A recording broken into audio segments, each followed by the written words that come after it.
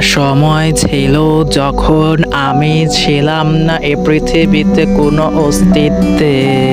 আজ এখন আমি রয়েছি মাটির পিঞ্জিরা নিয়ে এক অস্তিত্বে।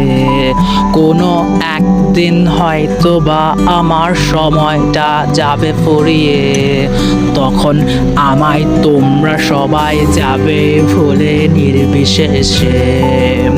তখনও কি কেউ আমায় রাখবে স্মরণে স্মরণে? একটা সময় ছিল যখন আমি ছিলাম না এ পৃথিবীতে কোনো অস্তিত্বে।